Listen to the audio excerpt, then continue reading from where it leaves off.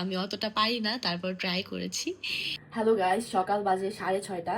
সারা রাত আমার ঘুম হয় নাই, কজ কালকে সারাটা দিন আমি ঘুমাইছি। সো রাসেল ঘুমাইতেছে। ও সকাল সকাল উঠে যাবে। উঠে গেলে তখন আমি ঘুমায় থাকতে পারি, তাই ভাবলাম ওর জন্য একটা নাস্তা তৈরি করে রাখি। তাই ভাবলাম যে রুটি বানাই আর হচ্ছে ভাজি করি আর ডিম ভাজি করে দিই। আই থিঙ্ক এটা দিয়ে ওর হয়ে যাবে। তো করে ফেলি। রুটি চুলায় দিয়ে দিয়েছি। আই থিঙ্ক এটা দিয়ে রুটি ভাজে, আমি যতটুকু জানি। আর এই খুন্তি মনে হয় লাগে রুটি ভাজতে। তো নিয়ে নিলাম। বিয়ের আগে নিজের গ্লাসের পানি নিজে ঢেলেও খাই নাই, আম্মুকে ডাক দিছি, আম্মু পানি ঢেলে দাও খাবো, বা পাশে যে আন্টি বা আপুরা ছিল ওদেরকে বসি আমাকে ঢেলে দাও। আর এখন মানে কি বলবো, সকাল 6:30 বাজে, জামাইয়ের জন্য রুটি ভাজতেছি। জামাই ঘুমাচ্ছে, সকালে উঠে কি খাবে টেনশন। মানে এটাই হয়তো মানে মেয়েদের লাইফে পরিবর্তন। আর আমি কোনো রান্নাই পারি না আসলে। মাঝে মাঝে যখন একদমই মানে মাথায় আইডিয়া থাকে না কি করবো, আম্মুকে কল দিই, আম্মু একটু আইডিয়া দাও, এর কোনটার পর কোনটা দেবো, কোনটার পর কোনটা দেবো। শিখতেছি, আশা করি সামনে আরো ভালো শিখবো। আমার জন্য দোয়া করবেন।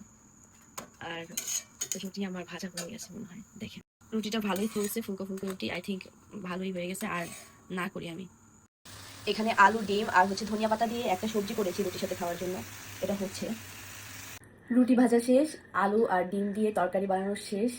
এখন ডিম পোস্ট করবো। আসলে যে আমি অসুস্থ, আমার অসুস্থ ফিলই হচ্ছে না। ওর জন্য কিছু একটা তৈরি করছি এই খুশিতে। ও খাবে, উঠে বলবে যে খাবারটা মজা ছিল বা থ্যাংক ইউ, এই জিনিসটা শোনার জন্যই আর কি। মানে এত কিছু করা, আর ওর মুখে হাসি আমার কাছে অনেক কিছু। আমার তেল গরম হয়ে গেছে, ডিম দিতে হবে। আমার ডিম on process. Oh my god, tomato কিছু দেখলাম, লাগিয়েছি। ও মাই গড, লাগিয়ে গেছি।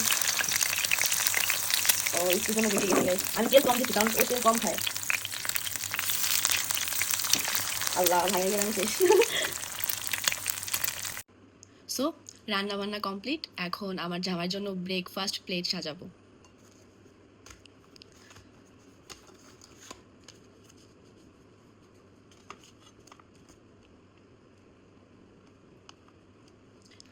এখানে আছে, দেখতে পাচ্ছেন, এখানে আছে কাজু বাদাম, তারপর আছে গাজর, তারপর এখানে আছে কিশমিশ, এখানে আছে ডিম আলু দিয়ে তরকারি, ধনিয়া পাতার ঘ্রাণ সহ, এখানে আছে ডিম পোচ। সো মোটামুটি একটা ব্রেকফাস্ট থালি কমপ্লিট। এটা এখন ঢেকে রেখে দেবো, আমি ঘুমাতে যাবো। ও পিছনে ওইটা হচ্ছে আমার শ্বশুর শাশুড়ির ছবি, সবসময় দেখি, খুব ভালো লাগে, চোখের সামনে থাকে।